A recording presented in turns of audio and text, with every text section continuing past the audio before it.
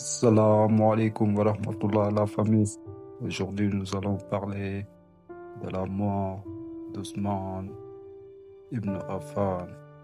Bismillah. Pendant les 12 jours que les conjurés égyptiens entendirent l'arrivée des gens de Koufa et de Basra, qu'il avait rappelé à Médine, ils venaient toujours dans la ville chez Talha, Zubair et les autres compagnons du prophète et leur montraient la lettre qu'il avait surprise. Tous blâmaient Ousmane. Or, Ousmane se rendit le vendredi à la mosquée et prononça un serment dans lequel il dit: Musulmans, craignez Dieu, quittez les portes de Médine et n'allumez pas la guerre civile. Les compagnons du prophète ont entendu la malédiction qu'il a prononcée sur vous, car il a dit: une troupe armée viendra camper à Dajul Kouchou et Dajul Marwa pour allumer la guerre civile dans mon peuple. Ce sont les gens maudits. Tuez-les. Mohammed ibn Maslama se leva et dit: j'atteste que le prophète a prononcé ces paroles. Brahim, l'un des principaux habitants de Médine, lui saisit la main, le força de reprendre sa place et l'empêcha de compléter son témoignage. Zayd ibn Thabit, qui lui aussi voulait confirmer les paroles citées par Ousmane, en fut également empêché. En ce moment, une pierre lancée du coin de la mosquée atteignit Ousmane à la tête. Ousmane voulut descendre de la chaire, et les gens de la ville et les étrangers se mirent à lancer des pierres contre lui. Et il s'assit en se couvrant le visage de ses deux mains. Alors une pierre l'atteignit au revers de la main et il tomba de la chair. Il fut foulé aux pieds par les assistants et perdit connaissance. Un homme nommé Jadhaja prit le bâton du prophète qui était tombé d'entre les mains d'Ousmane et l'appuya contre son genou. Il le brisa. Ali, voyant cette scène du coin de la mosquée où il se trouvait, dit à Hassan de repousser ses gens, et Hassan le fit. Ousmane fut porté sans connaissance chez lui. Ousmane, Hussein, fils de Ali, fils d'Abu Waqas, Zayd, fils de Thabit, Abu Huraira et d'autres compagnons du prophète le suivirent jusqu'à sa maison.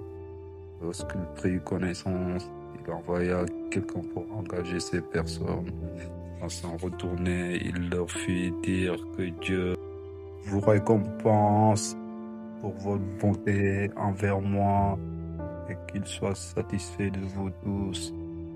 Ali, après avoir terminé sa prière, put trouver Ousmane, qui était entouré de tous les Banu Umayya. En le voyant entrer, Ousmane manifesta son étonnement et les Banu Umayya se précipitèrent sur Ali et lui dirent: c'est toi qui es l'auteur de cette conjuration, tu veux t'emparer du pouvoir.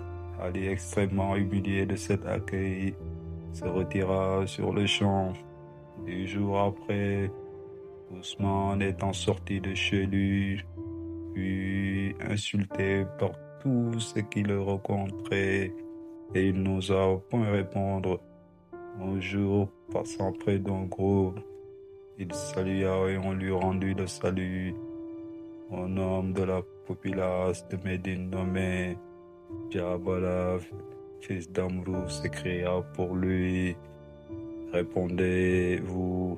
Et montrant une corde qu'il tenait dans sa main, il dit à Ousmane: je voudrais te jeter cette corde à ton cou et te lier les mains pour te forcer à faire pénitence et à te chercher d'auprès de toi et tes familles.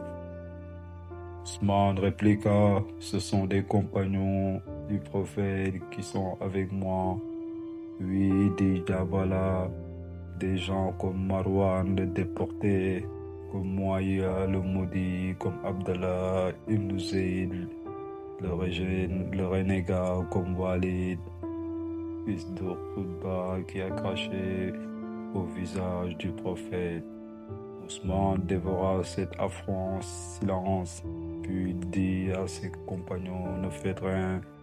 Lorsque l'armée viendra à notre secours, elle vous procurera satisfaction. Or, les conjurés égyptiens, ayant été rejoints par ceux de Basra et de Koufa qui l'avaient été rappelés, leur montrèrent la lettre qu'il avait surpris, ainsi que l'esclave d'Ousmane et le chameau. Ousmane n'osa plus sortir de sa maison et chargea Talha de présider la prière. Il avait 400 serviteurs, esclaves et autres. On rapporte qu'il mit en état de défense sa maison, qu'il fit fermer les portes et qu'il posa ses serviteurs sur la terrasse.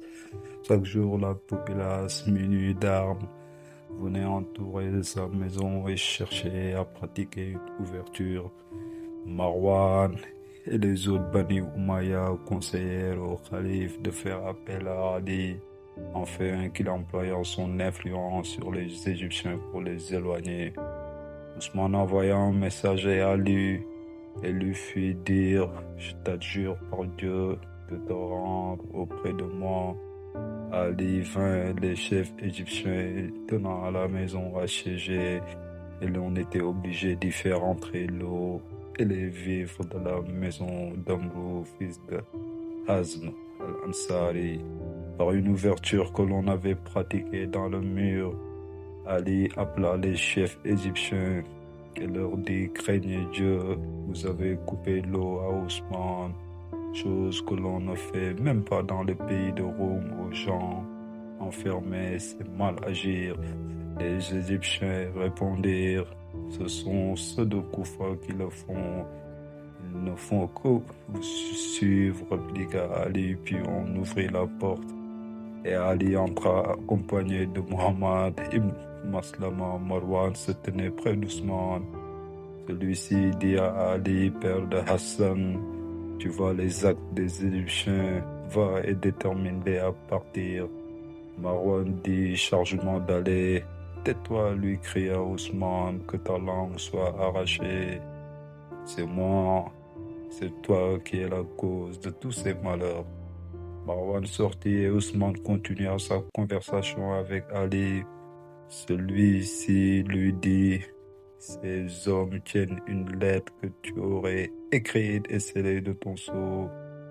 Ousmane répondit, par le Dieu clément et miséricorde, je ne l'ai pas écrit et je ne l'ai pas fait écrire. Muhammad ibn Maslama dit, il a raison, c'est Marwan. Il a écrit à son insu. Ousmane, blessé de ces paroles, dit à Marwan, n'oserait pas faire une telle chose. Il est probable que c'est une machination forgée par quelqu'un. Ali reprit, je vais sortir et appeler ces gens. Donne-leur toutes les explications qu'il faut. Ousmane dit, je crains qu'ils ne me manquent de respect. Ils ne songent point à te manquer de respect. Tu ne peux pas te dispenser de les entendre. On fit donc venir les 4 chefs égyptiens qui entrèrent en saluant ainsi. Que la paix soit avec toi, Ousmane ne répondit pas. C'est Ali qui répondit, et avec toi soit la paix.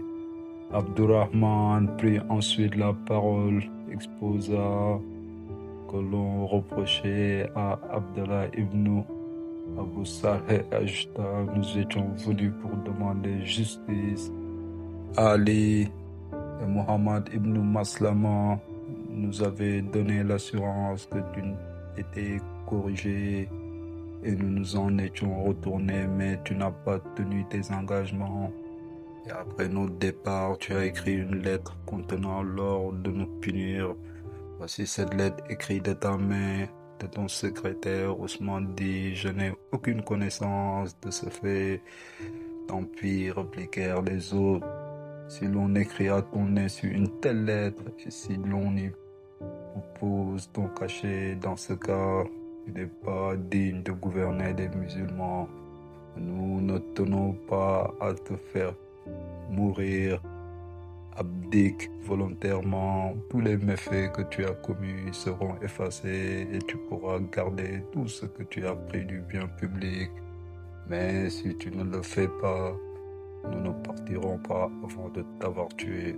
Ousmane répliqua, je vous dis que je n'ai aucune connaissance de cette affaire, que je ne l'ai ni ordonné ni approuvé, je le jure, mais vous n'avez pas le droit de me demander autre chose et je ne me démettrai pas du pouvoir que Dieu m'a confié. Ali, craignant que cette entrevue ne dégénérât en voie de fait et que l'on assommant Ousmane et qu'ensuite on ne dit que c'était lui qui l'avait tué, se leva et dit, vous demandez qu'il abdique volontairement et il ne le peut pas, allez-vous-en, que ferez-vous ici? Puis il resta debout jusqu'à ce qu'il fût sorti et il sortit après eux. Ensuite, on ferma la porte. Le lendemain était au commencement du mois de Zulhijjad. Les conjurés se relâchèrent de leur surveillance. Cependant, Ousmane n'osa pas sortir de sa maison, mais tout ce qu'il voulait pouvait pénétrer jusqu'à lui. Le bruit se répandit ensuite qu'une armée était en marche sur Médine. Mohammed, fils d'Abou Bakr, dit aux insurgés, Ousmane attend l'arrivée des troupes. Alors on établit un siège plus rigoureux autour de la maison et on lui coupa l'eau. Le moment approchait où Ousmane devrait déléguer quelqu'un pour présider le pèlerinage. Il monta sur la terrasse, regardant en bas, exhorta les conjurés à s'en retourner. Ils répondirent, abdique ou tu seras tué. Nous ne partirons pas au moins d'avoir obtenu l'un ou l'autre.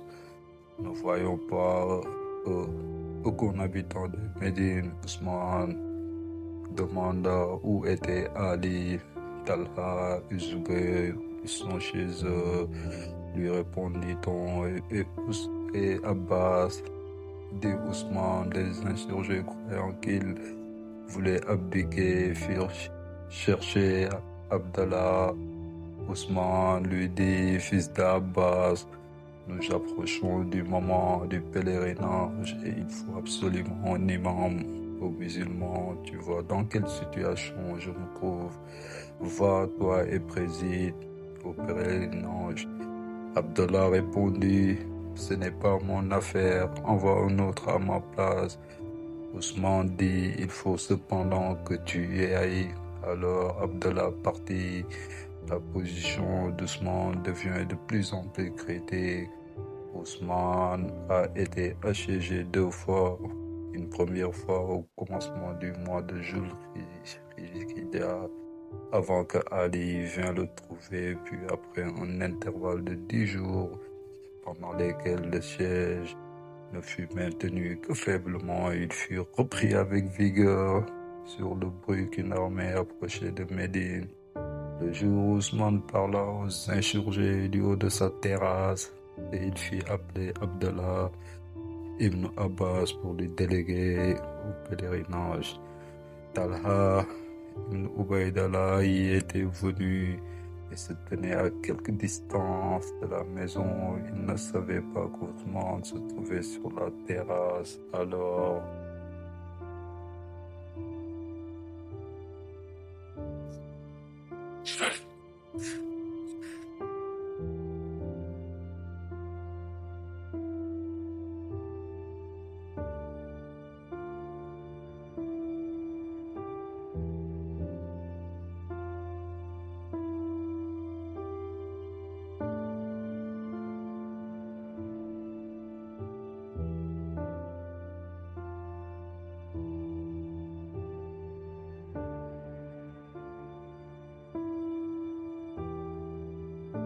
il appela Abdurrahman et lui dit à l'oreille, poussez le siège avec rigueur car une armée approche.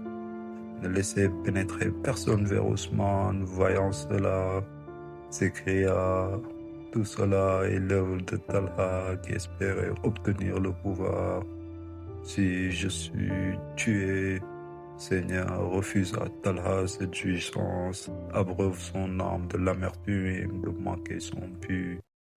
Ousmane descendit ensuite de la terrasse et le siège fut poussé avec vigueur. Le premier siège durant 22 jours et le second 18 jours. Et après ces 40 jours, Ousmane fut assassiné. Quelques auteurs disent que les deux sièges ensemble durèrent 45 jours et que le second fut plus rigoureux que le premier. Ousmane avait la coutume de jeûner toute l'année et d'avoir constamment devant lui le Coran qu'il récitait. Or, ses serviteurs Marwan et Mouira et les gens armés qu'il avait avec eux se trouvaient sur la terrasse et à l'intérieur de la maison. Il y avait Ousmane, que sa femme Naïla et l'une des femmes du prophète Umm Habiba, fille d'Abu Sufyan, fils de Harb. Ali partit pour la campagne en chargeant Hassan de rester à la porte de la maison d'Ousmane sans se mêler de l'affaire, mais d'empêcher les hommes de faire l'assaut de la maison. Si tu étais tué, lui dit-il, au moins auras-tu obtenu la mort du martyr. Talha y envoya également son fils Mohammed et Zubayr son fils Abdallah, tous les trois, le sabre suspendu au cou y allèrent et n'osèrent pas s'approcher. Quelques-uns rapportent qu'Ousmane fut tué le jour de la fête qui fut un vendredi, et un poète a dit: ils ont sacrifié le vieillard à cheveux blancs qui portait encore les marques des prosternations et qui passait les nuits à réciter les litanies et le Coran. Ousmane fut tué le 18e jour du mois de Zul-Hijja. Pendant 3 jours, il fut cherché Ali, Talha et Zubayri, mais on lui répondit qu'ils étaient allés à la campagne. Ousmane savait qu'ils s'étaient éloignés pour ne point lui prêter leur concours. Ensuite, il envoya quelqu'un auprès de Muhammad ibn Maslama qui était chez lui et lui fait dire: viens, accorde à ces hommes tout ce qu'ils demandent, car je suis à toute extrémité. Muhammad lui fit répondre: je ne peux pas mentir, plus d'une fois dans une même année, j'ai accepté cette mission une fois et tu n'as pas tenu parole, arrange-toi avec eux comme tu voudras. Ousmane reconnut alors qu'il était abandonné de tous et livré à ses ennemis, et il ne songea plus qu'à mourir. Ses défendeurs luttèrent contre les assiégeants en leur lançant des flèches. Un esclave de Marwan nommé Hafs tua d'un coup de flèche un Égyptien.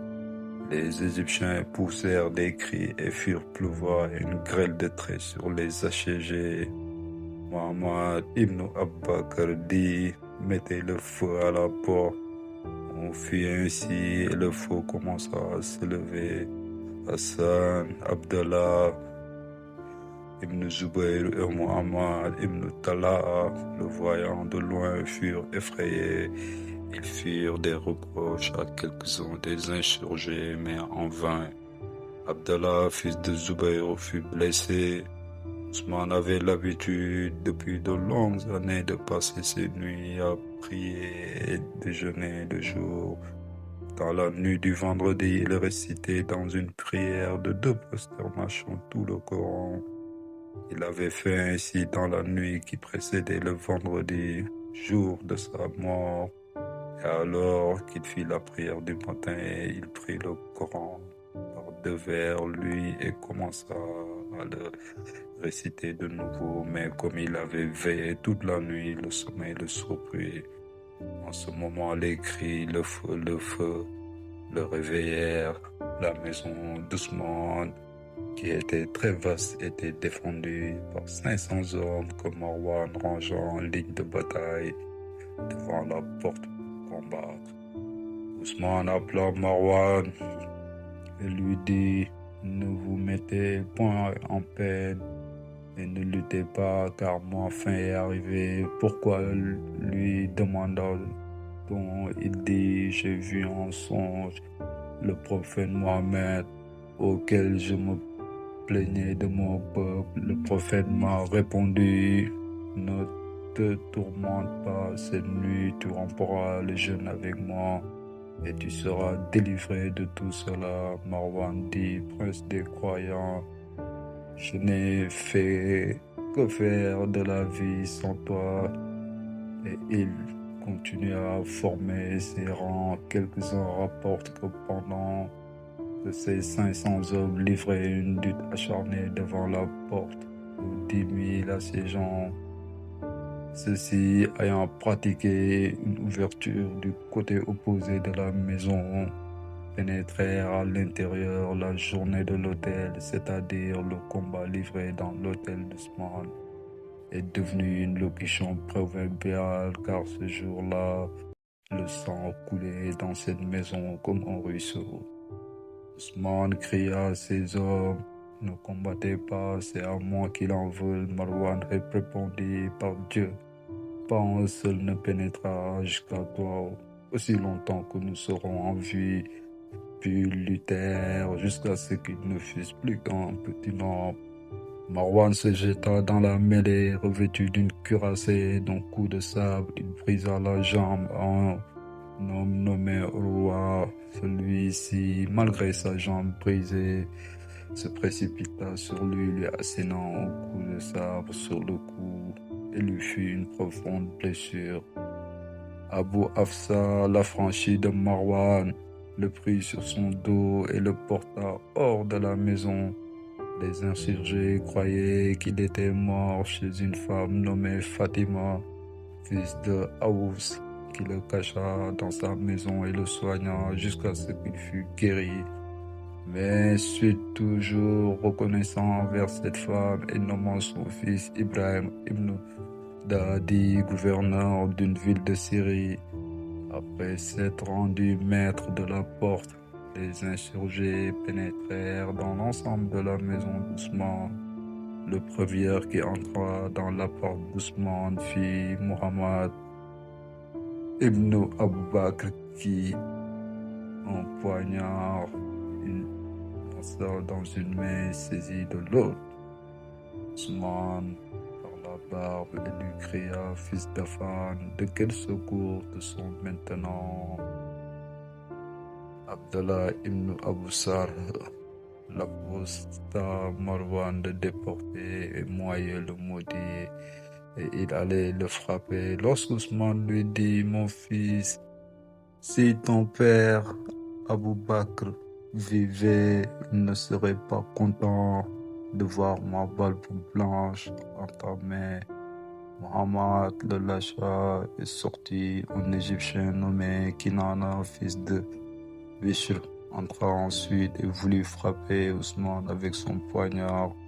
3 autres chefs égyptiens, Abdurrahman al-Ghazafi et Khudayra, se précipitèrent dans l'appartement et crièrent à Kinana, nous n'avons pas besoin de le tuer, puisqu'ils s'approchèrent et dirent à Ousmane, abdique volontairement.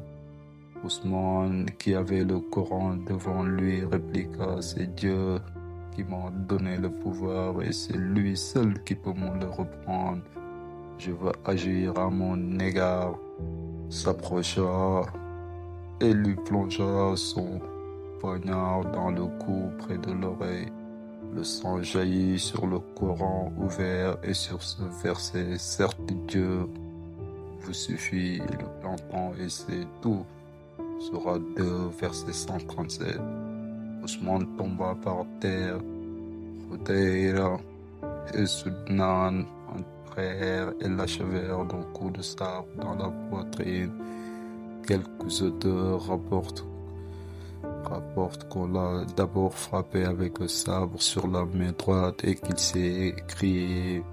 C'est la première main qui dans le monde a écrit le Coran. Naïla, la femme d'Ousmane, ôta tous ses bijoux, les mit sur son sein et se couvrit la tête d'un voile. La foule envahit la maison et pilla le trésor dans lequel se trouvaient 2 sacs remplis d'argent qui furent enlevés. Un individu étant approché de Naila lui retira son voile. Naila lui donnant tous ses bijoux en disant: prenez tout cela, mais laissez-moi avec mon voile. Quelques auteurs rapportent qu'elle s'était jetée sur le corps d'Ousmane, qu'on lui avait coupé la main et qu'elle s'était retirée ensuite. Al-Ghafaï sortit de la maison et cria: Talha, nous avons tué le fils d'Affan. Il voulait par ses paroles compromettre Talha aux yeux du peuple. Les compagnons du prophète étaient sortis de la ville. Lorsque Talha apprit la mort d'Ousmane, il dit: nous sommes à Dieu et nous retournerons à lui. Puis il s'écria ce verset du Coran: ils font comme Satan qui dit à l'homme: sois incrédule, etc. Sourate 59, verset 16. En l'appliquant Marwan dans ses paroles avec Ousmane, quelques-uns disent que Talha se trouvait avec les Égyptiens. On rapporte aussi que 5 autres personnes furent tuées en même temps qu'Ousmane et dans le même appartement. Cependant, l'assassin d'Ousmane fut tué par un esclave d'Ousmane. Un autre esclave tua d'un coup de sabre l'homme qui avait enlevé à Naila son voile. Cet homme s'appelait Khaltoum. Ses frères vinrent dans l'appartement et assommèrent l'esclave. Lorsque cet Ibn Abu Waqas apprit la mort d'Ousmane, il s'écria: nous sommes à Dieu et nous retournerons à lui. Jusqu'à présent, la religion avait fait son refuge à Médine. Maintenant, il y est en danger. Personne ne manifesta de joie sur la mort d'Ousmane, excepté Umr al-As qui dit: j'ai chauffé le fer et avec lui j'ai incendié le monde. Quand je fais une blessure, j'amène le sang. Les troupes de Koufa qui étaient en route pour Médine étaient arrivées à 2 journées de marche de la ville. Celle de Syrie était déjà à Rabza et celle d'Égypte de Barça s'approchèrent également. Mais en apprenant la mort d'Ousmane, toutes ces troupes revinrent sur leurs pas. Abdallah ibn Saad, qui était venu de l'Égypte et qui voulait rentrer dans ce pays, en fut empêché par Muhammad ibn Abu Uzaifa, qui était s'emparer du pays. Abdallah se rendit alors en Syrie auprès de Muawiya. On rapporte qu'Ousmane fut tué à l'âge de 82 ans. D'autres disent à l'âge de 86 ans. Ce meurtre fut accompli d'après une tradition le jour de la fête, d'après une autre tradition après la fête. Mais on est d'accord en ceci: Ousmane fut tué à l'heure de la prière du soir. Son corps resta abandonné toute la nuit. Le lendemain, on voulut l'enterrer, mais les Égyptiens s'y opposèrent. Un homme de Médine, un Ansar nommé Daïbi, avait été accusé d'auprès d'Ousmane qu'il avait fait mettre en prison où il était mort. Or, ce jour-là, le fils de cet homme, Umayr ibn Daïbi, vint dans la maison d'Ousmane, muni d'une barre de fer, saisit le corps d'Ousmane par ses pieds, lui brisa ses côtes en disant: ô mon méchant, tu as fait mourir mon père pour un tel. Lorsque plus tard Hajjaj vint à Médine, il fit tuer cet homme. 3 jours après la mort d'Ousmane, Jubayr, fils de Murtim, et Hakim, fils de Hizam, vinrent trouver Ali et le prièrent d'intervenir auprès d'Abdurrahman, l'Égyptien, afin qu'il permît d'enterrer Ousmane au cimetière des musulmans. Ali lui parla, ils parcoururent ensuite toute la ville de Médine pour chercher une bière, mais personne ne voulut en donner une. Ils prirent enfin l'un des battants de la porte qui gisait par terre dans la maison d'Ousmane, placèrent le corps sur ce battant et attendirent jusqu'au soir pour le porter au cimetière. N'osa pas le transporter pendant le jour. Jubayr, fils de Murtin, et Hakim, fils de Hizam, Abdou Jahm, fils de Udaïsfa, et une autre personne, Nia al-Aslami, le portèrent, mais la populace les attendait et on leur lançait des pierres. Alors il se mit à courir et à chaque pas, la tête d'Ousmane heurtait contre la planche. Jubayr dit en pleurant, après tout le bien que tu as fait à ces gens, je ne sais pas pourquoi ils te font autant de mal. Quand ils furent arrivés à Bari, le cimetière des musulmans, Jubayr s'avança et les 3 personnes ci-dessus nommées prièrent sur le corps d'Ousmane. Lorsque la prière fut terminée, 3 Ansar, Ouays, Aslam ibn Ouays al-Sahili, fils de Jabala de la tribu de Shahida, Khalid, fils d'Umr et Naïf, accompagnés de plusieurs autres, se présentèrent et défendirent de l'enterrer dans le cimetière des musulmans. Or, à côté du Bari, et séparé de ce lieu par un mur, se trouvait le cimetière des Juifs. C'est là qu'on l'enterra Ousmane plus tard. Lorsque Muawiya ibn Abu Sufyan fut le souverain incontesté de l'Empire musulman, il fit abattre le mur qui séparait les 2 camps et réunit le cimetière des Juifs au cimetière des musulmans. Le côté où est enterré Ousmane est appelé le cimetière des Bani Umayya. Le lendemain de l'enterrement d'Ousmane, on enterra les autres Bani Umayya qui avaient été tués. Naila chargea une personne d'enterrer également les 2 esclaves d'Ousmane qui étaient tombés, mais les Égyptiens s'y opposèrent. Ils saisirent ces cadavres par les pieds et les jetèrent dans la rue où ils furent dévorés par les chiens. Personne n'osa les enterrer par la crainte de la populace.